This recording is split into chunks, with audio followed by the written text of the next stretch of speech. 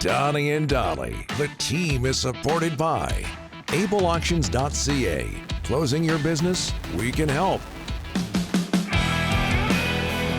Tuesday, and all of our guests today brought to you by our title sponsor, Able Auctions, ableauctions.ca. Did you watch much of the Memorial Cup? Oh, yeah, I did. Last week? Huge Junior fan. I'm really, really disappointed with Medicine Hats.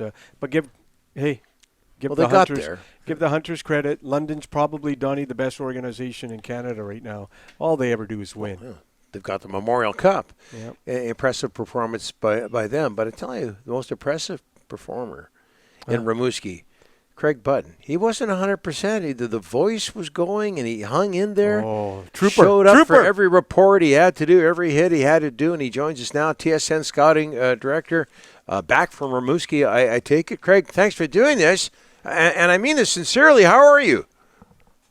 I'm good. I'm good. Just a little bit of I had a little bit of a sinus congestion, and then of course you push your voice, but I'm on the mend. I'm good. Good. Tough Canadian kid. Yep. Any question London's the best team in Canadian junior hockey?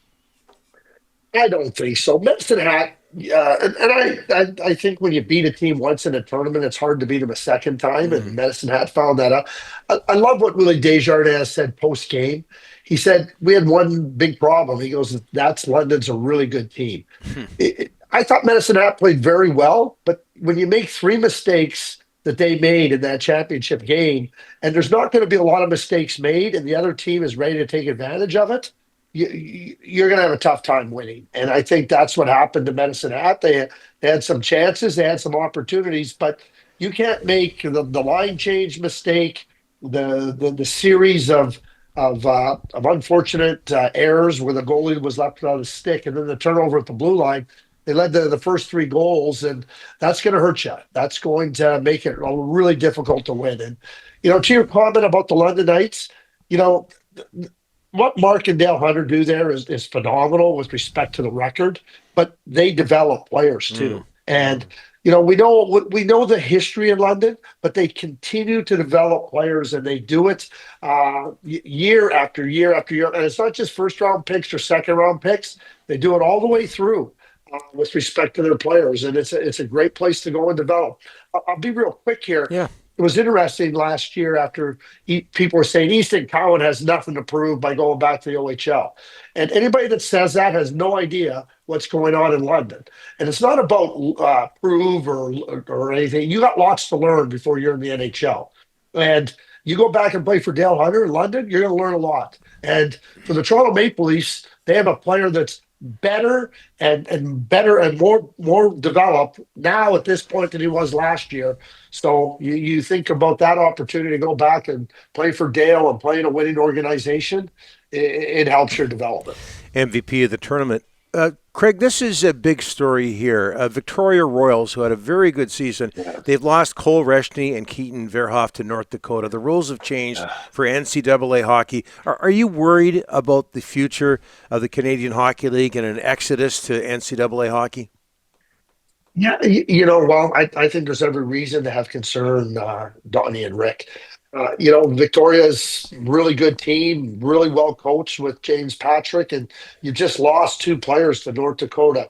We know that the system has changed with respect to NCAA players or NCAA schools being able to accept CHL players, and there's a lot that's still unfolding. There really is, and it's going to take some time to fully understand the implications of it. But you go to junior hockey and you play, and I think there's two things that come to mind. Do the players realize how hard college hockey is? Because I don't think they do. I don't think they do. And the second thing is, dollar signs and everything. People get dollar signs in their heads. If you're going to be an NHL player, the dollars will take care of itself. You better find the right place that's right for your development. Keaton Verhoff is a 17-year-old defenseman going to North Dakota. That's hard to play NCAA hockey. The other thing is, are you ready to be a full-time student athlete? Because you got to go and be a student athlete and keep your eligibility alive. Yep. And you're playing and socially and physically, you're playing against much older, much mature players, and with them on the campus. It's really hard. And I think players have these. I think there's a number of players that have illusions of grandeur. And this isn't football where they're getting millions of dollars. The dollars aren't significant in hockey. And I'm not going to tell somebody not to take money to go play in the NCAA. I'm not going to do that. But there's some things that the CHL's trying to understand what it means. But there was 33 17 and 18-year-olds that played the NCAA this past year. Like it's not a level of competition that's favorable to young players. Reshny and Veerhoff are 17 and 18. Yeah, well, and Tri-City Americans, too. Right after that, they lost a really good young defenseman who's going to go in the first round of the draft this year in the NHL. I was told, Rick, that he hasn't committed anywhere yet. That was Penn State. Yeah, okay. Yeah. No, I've heard that he's going to go for a visit, but he hasn't committed to Penn State. Boys. And I got that straight on straight goods, both sides. Scary times for the Western Hockey League for sure, no question. Edmonton, Florida. Break this down, Craig. What's going on? Who you picking, and what do you see happening? Yeah, well, you want the lotto numbers for tonight? I'll give you those too. I think Edmonton. We talk about going up against a team that they know and they know what it's going to be like. Losing Zach Hyman is significant, I think, for the Edmonton Oilers. It couldn't have happened at a worse time. But let's put that aside. The best defensive team in the playoffs is the Florida Panthers. The best offensive team in the playoffs is the Edmonton Oilers. So you have a best on best in that regard. But power play, excellent for the Edmonton Oilers. Best penalty kill is the Florida Panthers. I think that Stuart Skinner just has to play to his strengths. He doesn't have to go out there and stand on his head, but he can't play below his capabilities. Rick, I call him a 1B. He's not a 1A, he's a 1B. Right. And if he can just be that 1B, he'll be good. If he's anything less than that, their challenges grow. So when you start to think about what your chances are to win, I think the third line for the Florida Panthers are a headache for the Edmonton Oilers with Luosterainen, Lundell, and Marchand. If they can handle that line and handle the forecheck, then we'll see what can happen. Then Edmonton has a chance. 97 and 29 are difference makers. Can they make enough of a difference in Hyman's absence to deliver the cup? Craig, the NHL Combine in Buffalo, boy, you know what it is. Every GM's there. You know what they do. They plant seeds for what might or might not happen at the NHL draft. A lot of rumors we're hearing. Canucks, Elias Pettersson's name being popped up in trade rumors. Talk about the NHL Combine and everything that goes with it and some of the seeds that are planted for big trades in a couple of weeks.